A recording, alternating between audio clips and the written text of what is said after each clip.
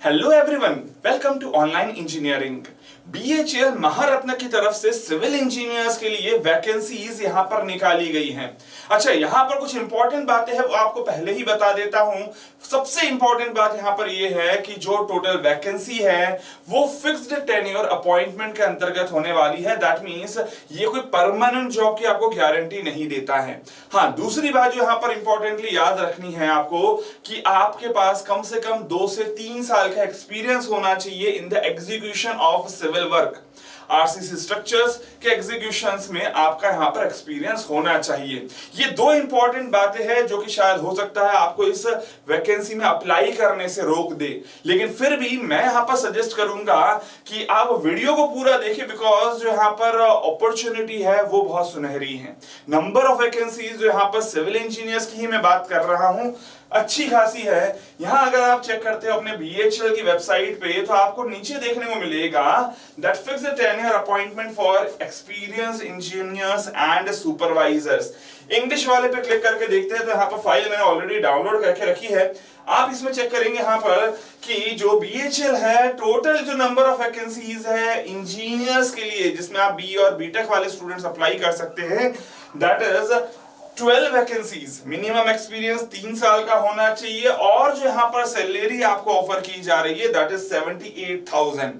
तो ऑब्वियसली बात है, यहां पर जो सैलरी है ये मेन अट्रैक्शन हो सकता है, लेकिन उन स्टूडेंट्स के लिए जिनके पास 3 साल का एक्सपीरियंस है, किस फील्ड में होना चाहिए वो भी यहां पर मेंशन है। आगे पढ़ते हैं हम लोग। इसी के अलावा सुपरवाइजर को 20 यहां पर वैकेंसीज है और 2 साल का एक्सपीरियंस कम से कम होना चाहिए।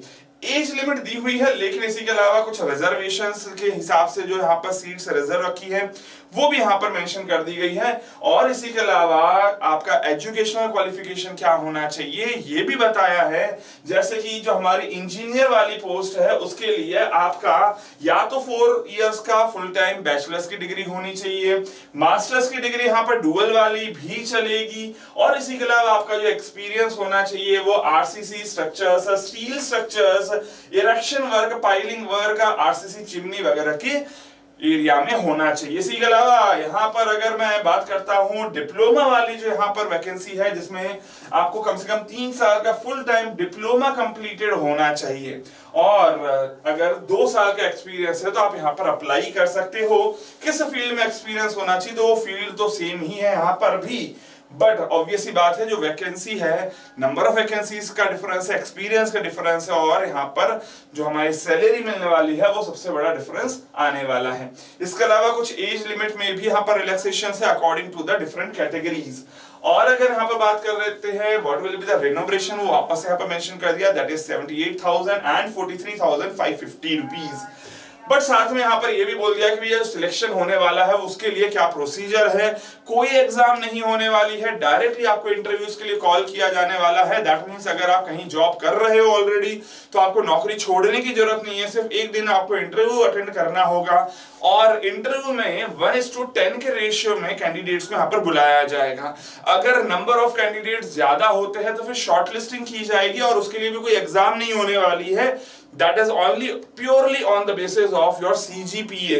और यहां से इंपॉर्टेंस निकल कर आ रही है कि भैया CGPA की इंपॉर्टेंस क्या होती है। बहुत बार स्टूडेंट्स ये बोलते हैं कि सर हायर CGPA ले आने से भी बहुत ज्यादा फायदा नहीं है। देखो, इस तरह की कोई वैकेंसी अगर कभी निकलती है तो उनमें जरूर शॉर्टलिस्टिंग आपकी CGPA के बेसिस पे होती है, लेकिन मेजरली जो वैकेंसीज आती है परमानेंट जॉब वाली उनमें CGPA का क्राइटेरिया सिर्फ और सिर्फ 6 या 6.5 से ज्यादा का रखा जाता है। कुछ इस तरह की वैकेंसीज होती है जिनमें CGPA को इंपॉर्टेंस दी जाती है। सो खैर यहाँ पर ये भी साफ साफ मेंशन है कि जो पोस्ट है वो प्योरली टेम्पररी बेस्ड है, कोई आपको परमानेंट होने के चांसेस यहाँ पर मेंशन नहीं किए जा रहे हैं।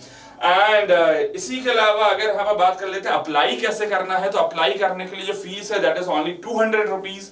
तो फीस भी बहुत कम है। अगर आप लोग कहीं जॉब कर रहे हो तो कम से कम इसमें अप्लाई करके चेक कर ले, हो सकता है कहीं अच्छे से कॉल आ जाए। और बीएचईएल की ऑब्वियसली बात है जो भी पर्टिकुलर लोकेशंस है वो काफी अच्छी अच्छी सिटीज में है, वो आप लोग बिल्कुल ऑफ कोर्स खुद भी सर्च कर सकते हो।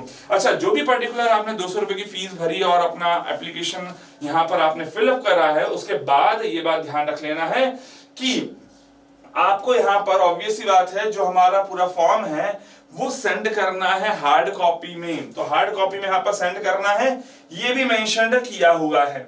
तो खैर कहाँ किया है तो वो भी यहाँ पर देखेंगे तो कुछ अलग अलग आपको डॉक्यूमेंट्स भी यहाँ पर लिस्ट बनी हुई है, और साथ में लिख दिया है ये एड्रेस दे दिया गया है नागपुर का, जहां पर आपको हार्ड कॉपी सेंड करनी होगी। तो अच्छी अपॉर्चुनिटी है, लेकिन उन लोगों के लिए अपॉर्चुनिटी आप बोल सकते हो जो कि ऑलरेडी वर्किंग है या फिर ऑलरेडी एक्सपीरियंस उन्होंने ले लिया है। बट हाँ, वैकेंसी के हिसाब से अगर मैं यहाँ पर सैलरी की बात करता हूं तो सैलरी भी ठीक ठाक बोली जा सकती है। तो एक इंपॉर्टेंट नोटिफिकेशन था, जॉब अपडेट था।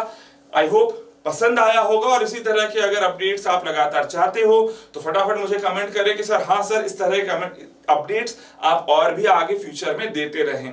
और चाहते हैं तो ऑब्वियस सी बात है, आपको यहाँ पर चैनल को भी फटाफट सब्सक्राइब कर लेना चाहिए। तो इस वीडियो को यहीं एंड करता हूं, मिलते हैं अगले किसी वीडियो में। Till then take care, bye bye.